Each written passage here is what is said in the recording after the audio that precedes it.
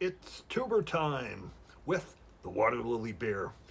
Today, I have some tubers, some tropical water lily tubers from last year that I just floated in a bowl of kind of clear water all over the winter.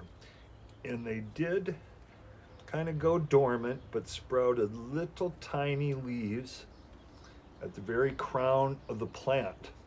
And a lot of people treat tropical water lilies like annuals, and they just chuck it and get fresh new ones, and they'll grow and bloom a lot faster. But I have a handful of these.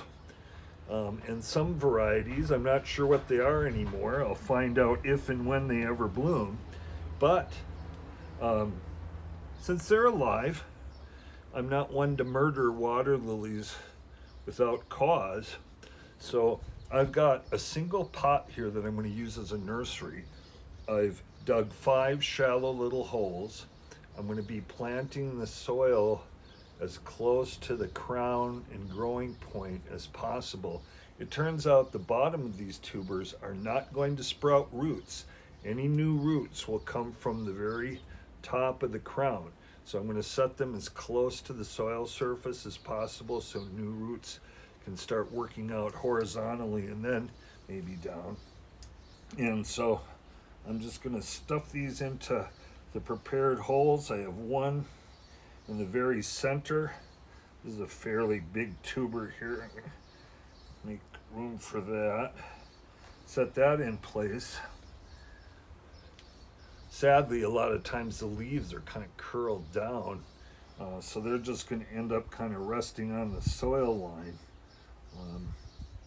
I have to be careful not to bury those if I can help it. Here's another one with 2 tiny little leaves and a few new ones coming out. Sink that down in there.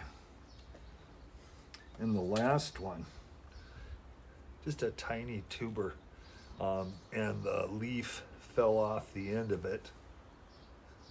But I think this one is that really cool purple and white little pygmy one, Murasaki Shikibu, and I'm going to try to give this a chance to come back to life, and maybe get a free plant out of it. So,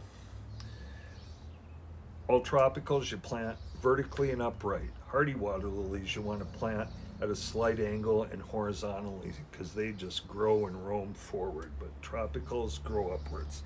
Anyway, I have some really mucky soil here. It's like a brownie batter that I'll be plopping in around these tubers to hold them in place. And we'll see how this little nursery does and see which and what color the first bloom will be.